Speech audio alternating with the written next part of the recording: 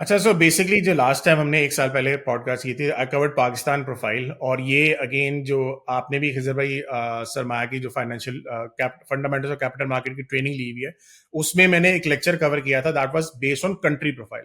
सो ये एक सिर्फ पाकिस्तान की प्रोफाइल नहीं, ये कंट्री प्रोफाइल है। सो बेसिकली जब भी आप किसी कंट्री में इन्वेस्टमेंट करना चाह रहे हैं, जिस इकोनॉमी में इन्वेस्टमेंट करना चाह रहे हैं, उसके कुछ प्रिंसिपल्स होते हैं जिसको आपने मद्देनजर रखना होता है, और ये हर कंट्री के डिफरेंट डिफरेंट होते हैं। सो अगर पाकिस्तान पर्सपेक्टिव से मैं बात करूं तो सबसे पहले what we have to look at is कि इकोनॉमी आपकी चलती किस तरीके से है। तो इकोनॉमी के तहत जब भी आप देखो, सेंट्रल बैंक कोई भी पॉलिसी लाता है तो वो दो चीजों को मद्देनजर रखता है। नंबर वन, आपकी अनएम्प्लॉयमेंट, एंड नंबर टू, आपकी इन्फ्लेशन। अगर आपकी इन्फ्लेशन जो है, महंगाई जो है बहुत तेजी से ऊपर जा रही है, साथ में अगर आपकी अनएम्प्लॉयमेंट बढ़ना शुरू हो जाए, तो सेंट्रल बैंक उसको थोड़ा सा रोकने की कोशिश करता है। वो रोकने के क्राइटेरिया क्या होता है कि आप इंटरेस्ट रेट को बढ़ा दो, चाहे शरह सूद को बढ़ा दो। इंटरेस्ट रेट को बढ़ाने से क्या होगा कि आपकी जो इन्फ्लेशन, महंगाई बड़ी तेजी से ऊपर गई होगी, वो थोड़ा थोड़ा सा रुकना शुरू हो जाती है। और रुकने की वजह ये होती है कि आपके जो बैक एंड पे जो बड़े बड़े बिजनेसेस होते हैं, वो क्या करेंगे, वो लोन्स नहीं लेंगे। वो कहेंगे कि भाई हमने 2-3 साल बड़ा अच्छा काम किया है, और अब जो है चूंकि बैंक से लोन लेना वो महंगा हो गया है, तो हम यही करते हैं, बजाय इसके कि बैंक को इतना ज्यादा प्रॉफिट दें, हम इस साल प्रोडक्शन थोड़ी कम करेंगे। जब प्रोडक्शन आप कम करते हो तो उससे होता क्या है कि डिमांड कम होना शुरू हो जाती है उस प्रोडक्ट की। और होगा ये कि आहिस्ता आहिस्ता आपका साइकिल थोड़ा सा स्लो, बिजनेस साइकिल थोड़ा स्लो डाउन हो जाता है। तो ये इकोनॉमी साइकिल को अगर आप जब समझ लें, तो ये इसमें 4-5 फैक्टर्स होते हैं, जिसमें एक नंबर वन इन्फ्लेशन, महंगाई आती है। नंबर टू आपका इंटरेस्ट रेट आता है, ठीक है। नंबर थ्री आपकी बॉन्ड्स की यील्ड्स आती हैं, बॉन्ड की जो ओवरऑल जिस यील्ड के ऊपर, जिस नंबर के ऊपर गवर्नमेंट पैसे रेज कर रही होती है, this is called bond yields, ठीक है। फिर आपका करंट अकाउंट आता है, फिजिकल अकाउंट आता है, और आपके टोटल रिजर्व्स आते हैं। तो इनको वन बाय वन देख लेते हैं। अच्छा, पहली बात तो है कि इन्फ्लेशन, अगर आप एक डेढ़ साल पहले पीछे चले जाएं, तो दैट वाज अराउंड 40%, ठीक है। इस टाइम पे जो आपकी महंगाई है, that has come down to single digit after I think 2 years के बाद ये तकरीबन 9% के पास आ गई है। और ये एक्सपेक्ट किया जा रहा है कि 1-2 महीने के अंदर ये 7-6% पे भी आ जाएगी। So that is a very big positive indication for Pakistan कि आपकी इन्फ्लेशन जो है 2 साल के बाद इन लेवल्स पे आ गई है।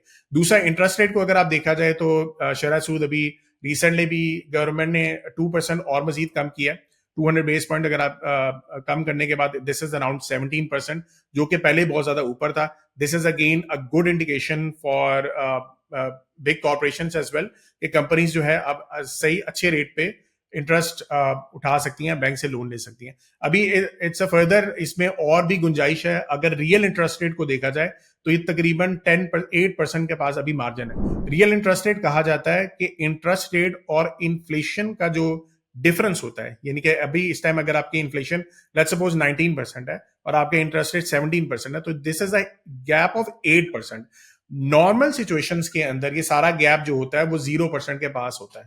थोड़ा सा फर्क होता है, 1+1 या +2 मैक्सिमम, लेकिन अभी बहुत बड़ा गैप है। इसका मतलब ये है ये कि आगे आने वाले वक्त के अंदर इंटरेस्ट रेट मजीद कम हो सकते हैं, और जब कम होंगे तो आपके लिए और इंडिकेशन अच्छी है। तो ये तो दो चीजें होंगी, आपकी इन्फ्लेशन भी नीचे होगी, इंटरेस्ट रेट भी नीचे होंगे। करंट अकाउंट अभी रिसेंटली जो आपका आया, that was surplus. Current account किस चीज को कहते हैं कि आपकी एक्सपोर्ट्स माइनस इंपोर्ट्स। और ओवरऑल अगर आप किसी कंट्री की भी देखें तो एक्सपोर्ट और इंपोर्ट को या तो बराबर होना चाहिए, या तो कम से कम थोड़ा सा ज्यादा होना चाहिए एक्सपोर्ट्स की तरफ, ताकि आपके जो मुल्क के अंदर जो मैन्युफैक्चरिंग कंपनीज हैं, वो जो भी प्रोडक्ट बना रही हैं वो एक्सपोर्ट कर सके, ठीक है। अच्छे रेट्स पे करेंगे, अगर अच्छी करेंसी की वैल्यूशन है, उनके लिए फायदा है, तो वो एक्सपोर्ट करेंगे। एक्सपोर्ट करेंगे तो यहाँ पे मैन्युफैक्चरिंग बढ़ेगी, मैन्युफैक्चरिंग बढ़ेगी तो इंप्लॉयमेंट बढ़ेगी, इंप्लॉयमेंट बढ़ेगी तो इकोनॉमिकल एक्टिविटी आएगी। तो ये सारा कॉन्सेप्ट है करंट अकाउंट का। रिसेंटली जो पाकिस्तान की करंट अकाउंट सरप्लस आया, रिसेंटली जो इस मंथ के अंदर आया, दैट इज नॉट बिकॉज कि हमारी एक्सपोर्ट बढ़ी है, हमारी रेमिटेंसेस बढ़ गई हैं। सो रेमिटेंसेस को अगर आप एक्सपोर्ट के अंदर भी ऐड करके फिर आप इंपोर्ट के साथ देखेंगे, तो इस दफा जो है हमारी करंट अकाउंट सरप्लस आई है। और उम्मीद है कि आगे जाके भी जिस तरीके से गवर्नमेंट थोड़े बहुत एक्शंस ले रही है, जैसे इलेक्ट्रिकल व्हीकल्स की तरफ भी गवर्नमेंट का रुझान हो रहा है, तो उससे क्या होगा कि आपके ऑयल का बिल वगैरह कम होगा, तो इससे क्या होगा कि आपकी इंपोर्ट के चीजें भी कम होंगी। तो अगर ये सारी चीजों को कंबाइन कर लें, सो करंट अकाउंट जो है that is again in a positive territory. तो ये तीन चीजें हो गई हमारी जो कि इस टाइम बहुत जबरदस्त जा रही हैं। फोर्थ है हमारी फिजिकल अकाउंट। तो अभी रिसेंटली आप देख लो कि गवर्नमेंट बहुत ज्यादा कोशिश करी है टैक्स को इकट्ठा करने की, लोगों की सिम बंद हो रही है। सो करंटली मेरी फैमिली मेंबर्स में भी 2-3 लोगों की सिम बंद हुई है, तो तब जाके उन्होंने टैक्स में अपने टैक्स नेट में लाए अपने आप को। तो ये अगेन गवर्नमेंट की तरफ से आपको डंडा है, डंडा मिला हुआ है कि भाई आपको ये काम करना ही करना है। जाहिर सी बात है, हम आराम से नहीं मानते, टैक्स देना चाहिए, हर सिटीजन की जिम्मेदारी है। तो जब टैक्स बढ़ेगा तो आपका फिजिकल काउंट भी बढ़ेगा। So this is the fourth thing.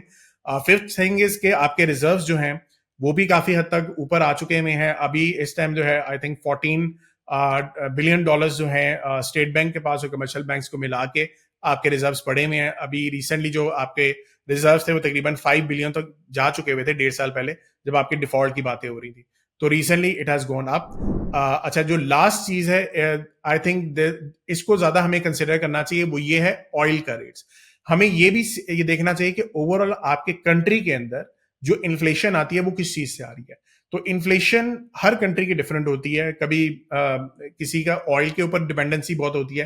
जैसे पाकिस्तान के अंदर आज से 2 साल पहले हमारी जो इंपोर्ट्स थी वो इतनी ज्यादा थी कि एक्सपोर्ट्स की डबल से भी ज्यादा हमारी इंपोर्ट होती थी, और सिर्फ ऑयल का जो बिल था वो ही एक्सपोर्ट से ज्यादा था। एक्सपोर्ट से भी आई थिंक 1.5 टाइम्स ज्यादा था।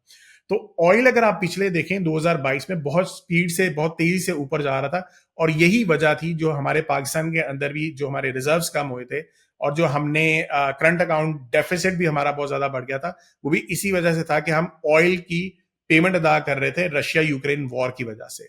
और पाकिस्तान के अंदर ये जो आप कह लेंगे, मैं इसको तो कार्टून नेटवर्क कहता हूँ, कि पॉलिटिक्स के अंदर जो चीज चल रही थी आपस में कि नून लीग पीटीआई जा रही थी और नून लीग आ रही थी। पीटीआई में जाते जाते इमरान खान ने अपना जो रेट है 160 रुपीज का उस टाइम पे पेट्रोल की कीमत थी 150 रुपीज करके चले गए थे। उस टाइम पे 150 रुपीज का कॉस्ट कर रहा था आपको ऑयल। विद इन 1 वीक या 2 वीक्स आपको ऑयल जो था पाकिस्तान को 210 रुपए का मिल रहा था, और हम पाकिस्तान के अंदर वो 150 रुपए का बेच रहे थे। तो जब आप 210 रुपए का ऑयल पड़ रहा है तो 60 रुपीज का जो मार्जिन है वो गवर्नमेंट अपनी जेब से दे रही थी और वो रिजर्व यूज कर रही थी। तो वहां पे पूरी गवर्नमेंट के रिजर्व यूज हुए। पूरी इकोनॉमिस्ट जो थे वो इस चीज पे लगे हुए थे कि आपको ये चीज नहीं रखनी चाहिए, आपको 210 रुपए का पेट्रोल कर देना चाहिए, कल को ये बहुत ज्यादा हिट होगी। और यही हुआ कि रिजर्व हमारे इतने नीचे चले गए कि हम हर बंदा ये कहना शुरू हो गया कि डिफॉल्ट होने वाला कंट्री। अब अल्लाह की तरफ से मैं ये भी कहता हूं कि अल्लाह की तरफ से हुआ है कि आपके पेट्रोल की कीमतें नीचे आ गई वॉर की वजह से, वरना शायद बहुत बुरे हालात हो जाने थे पाकिस्तान के अंदर। अच्छा, पेट्रोल की कीमत जो है अब उसको देख लेते हैं, ये हमारा 6 फैक्टर है। ऑयल की कीमत इस टाइम पे आफ्टर 20 मंथ्स आई थिंक अब 20 मंथ्स के लोएस्ट पे है। और अगर पिछले साल में भी देखा जाए तो इस पूरे साल के अंदर जो हाई था उससे भी 20% नीचे ऑयल का रेट चल रहा है।